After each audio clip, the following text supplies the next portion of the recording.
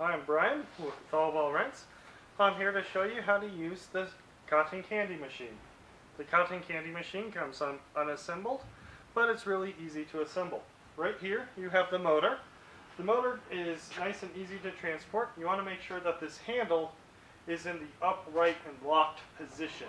That will keep all the mechanics in here locked up so they do not move and get damaged during transportation. When it is in the place that you want, just move the handle down out of the way, and as you can see, the whole mechanism then loosens up. You have your bowl with your floss catcher.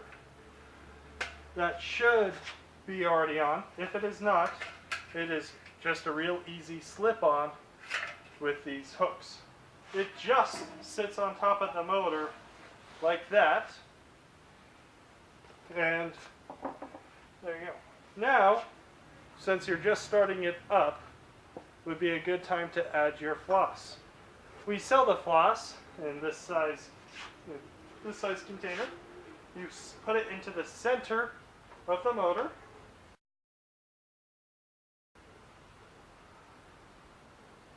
And normally you would fill it about halfway full, but since this is just for a demo, we're going to do a whole lot less. And you have your bubble. Your bubble sits on top, and make sure that the floss does not go anywhere.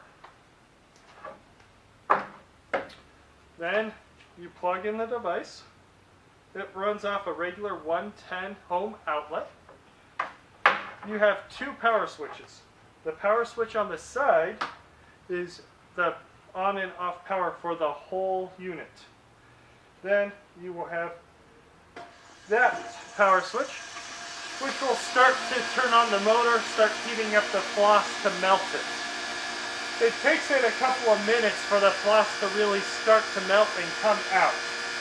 Once it gets started up though, you just need to turn off the motor.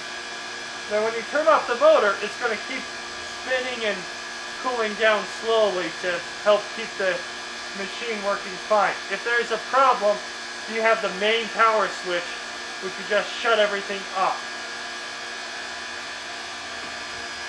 So we're going to keep it on until we start getting floss out.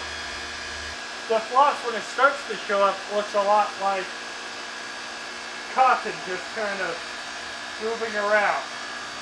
Rotate your comb as you move it around the floss catcher.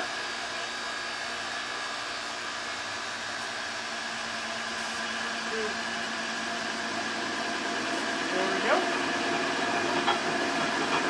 And since it is empty, it's going to start vibrating. That vibrating is not much to worry about. However, you do want to turn off the machine at that point, any damage from happening to it. And once it turns off completely,